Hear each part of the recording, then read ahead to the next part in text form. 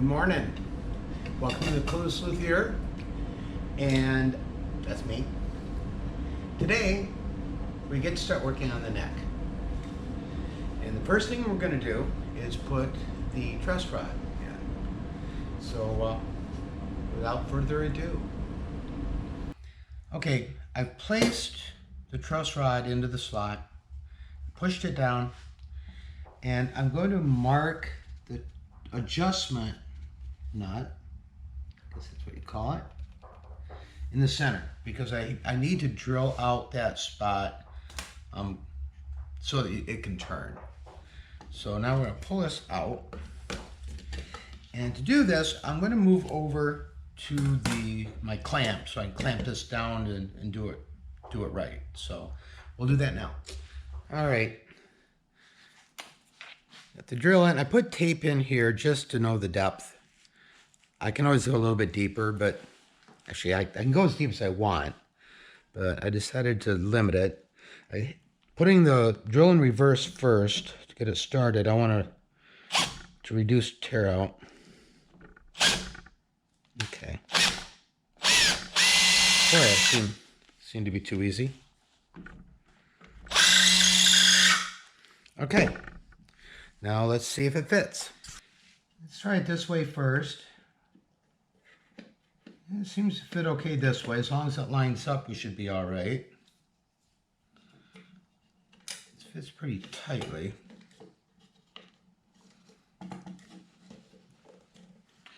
Hard part is probably going to get it to move in. Let's try this.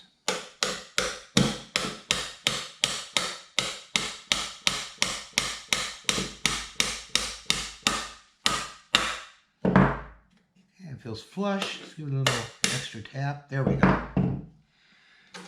Now, get the right size here.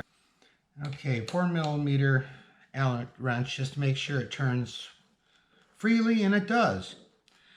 Okay, now what we have to do is locate the end block. We need to glue this in place and then trim off the excess. So let's start doing that. All right, I'm marking how this fits in, because what I think I might do is I want to make sure I don't get any glue on this, on the truss rod, because it needs to move freely. So I'm going to do most of my gluing, I believe. Oop. Boy, that's coming out freely on this. Wow, that really came out. Kind of glad I didn't put that in the slot.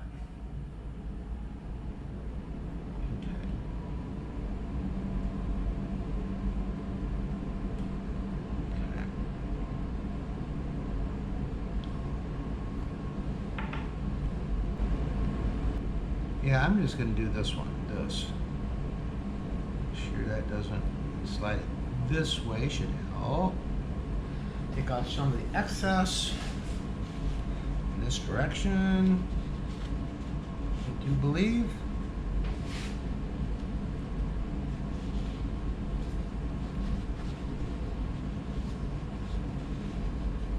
Okay.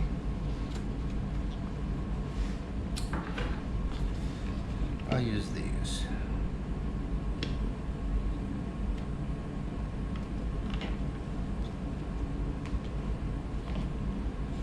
Okay.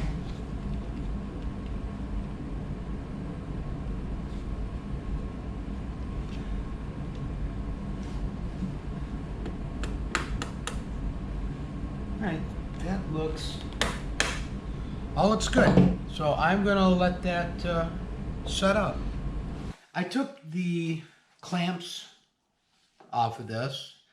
Now I have to cut the excess off, and I'm hoping this will work pretty well. We'll see. But I should be able to run it right along the edge. Yeah.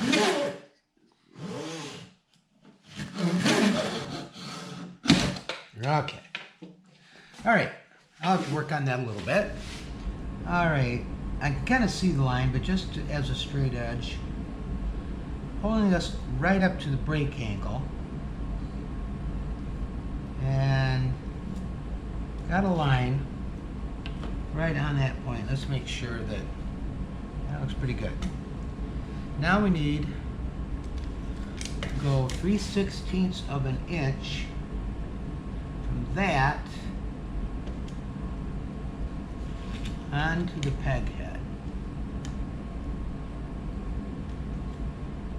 All right.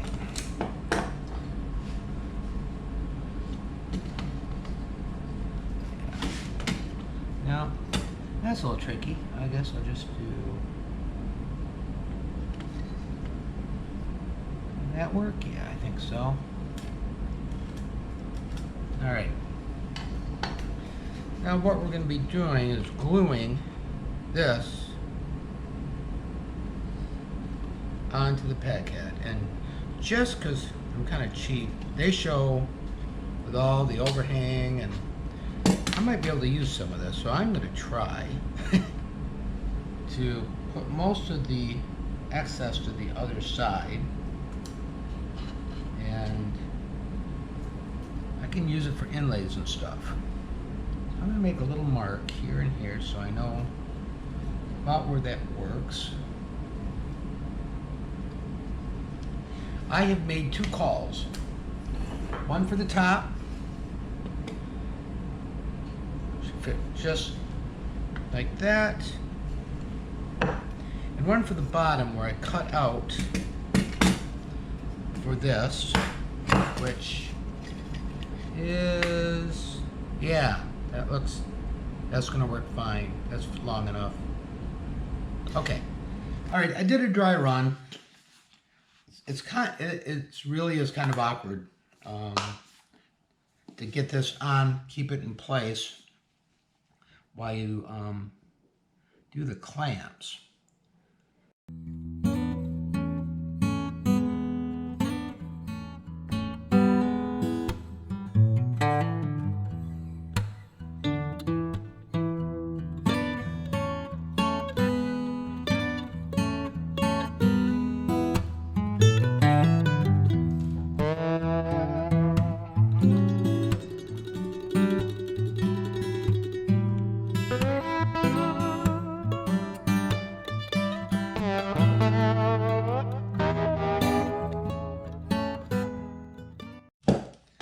All right, I let this sit overnight.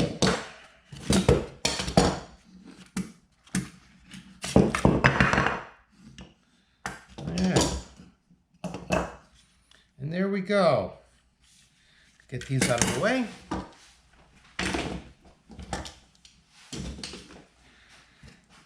First thing we're going to do is trim the excess, score it with a knife.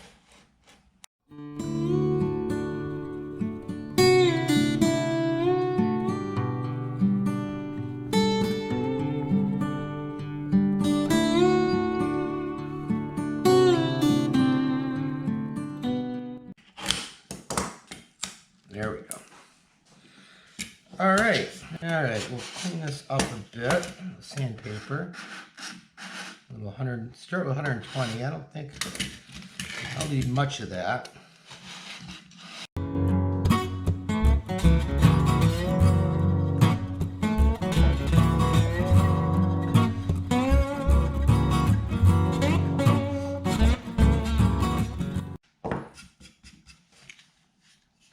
All right. Now get the tools and we will open the holes. Okay, I've got a backing board here. I'm going to start with a smaller bit. Just help prevent any accidents. In reverse at first.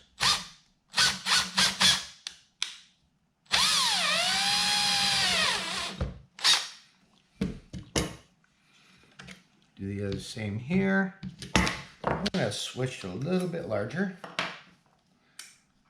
Okay, a bit larger.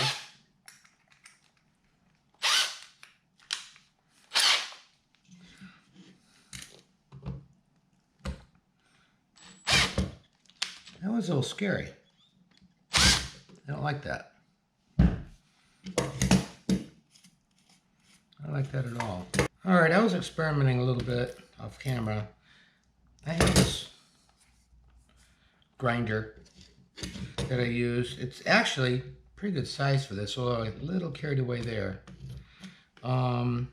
Made those holes a little larger. Now, just to be safe, I think I'm going to do... Oops. Is this loaded? That's interesting. Why?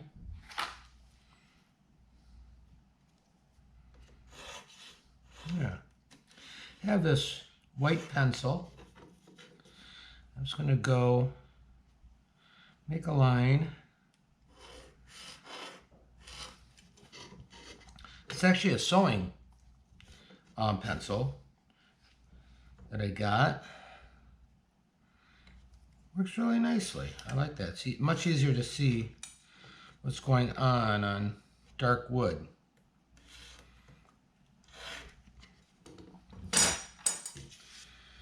All right, now let's see if I can do this without mishap. I'm going to go inside the line a bit. I know you can't see what I'm doing. Let's try this.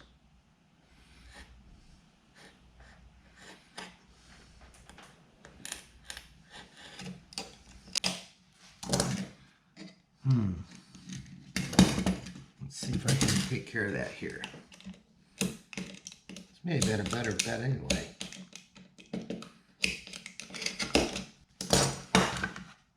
Looks really rough. I think I'm going to start going at it with a file because I got a little bit in there. I'm not happy about that.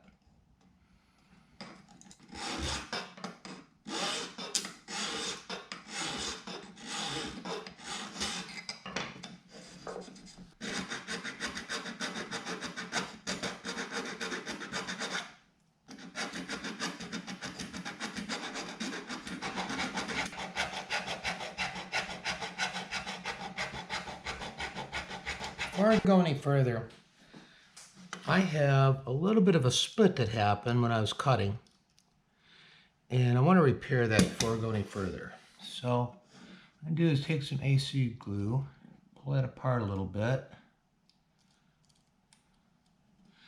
I can do it without breaking it.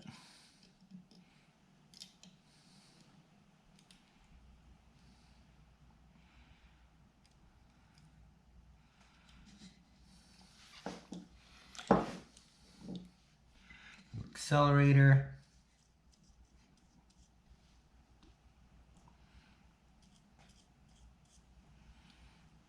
Not sure, I might need more glue here. I think I do right there. So I'll spill that. I think what I'll do, no, that won't work either. This is kind of awkward. I want to pull that together.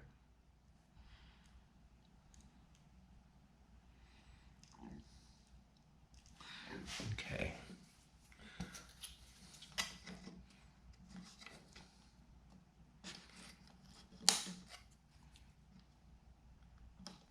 There goes my extra.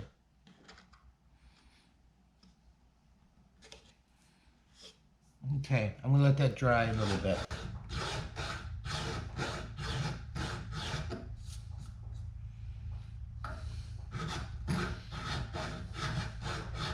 All right, I think I'm done. This repair on the split was great. That turned out great. In taking this down to allow the strings to not hit, I found that I really like that contrast. So I did a little bit along here as well, and I might still do a little more. I haven't decided yet, but smooth all the sides, and for now I'm going to call that good. So we'll move on to the next step. Now we're going to start working on the fretboard.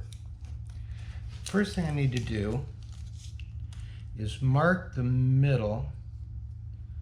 So it's 2.5 inches.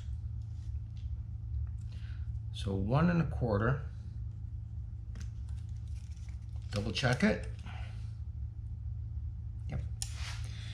Then 5, 6, 7, 8, 9, 10, 11, 12.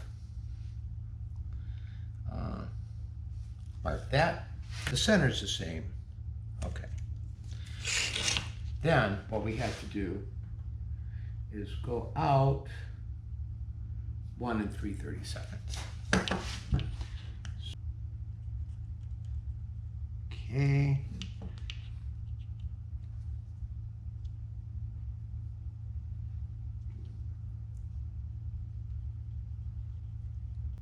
All right. I forgot on this end I needed to measure 7/8 from here. So here I'm cutting along the lines I just drew. And yes, I realized I forgot to drop the guide on the saw blade when I started cutting.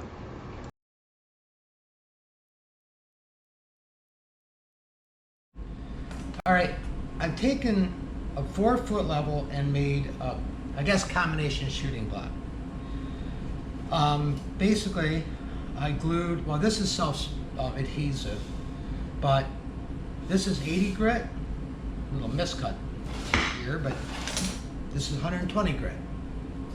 I still have my line, and I'm going to be careful not to go any smaller than I have to because of what I just showed you. And all you do, if this well, that'll stop me from going too far. This will just sand this down, starting with 80 grit. And move this down a little way so I wouldn't be hitting that vise anymore.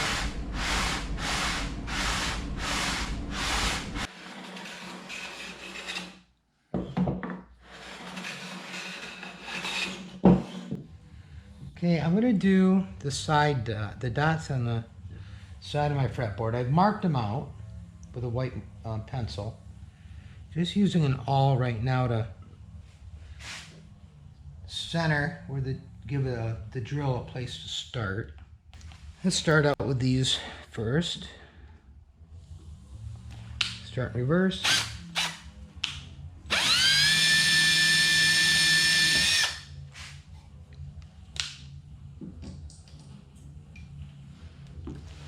Okay, now drop a super glue in here. And using AC20.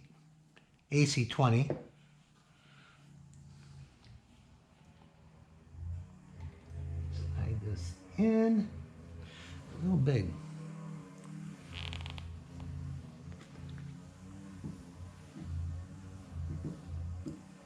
Whoa.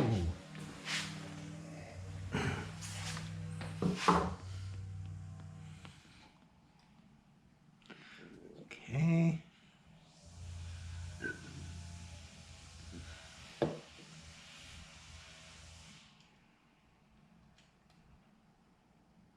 And you went in there before.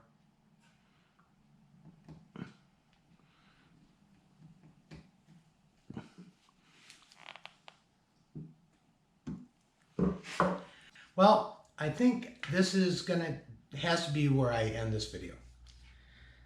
The reason being is I have decisions to make.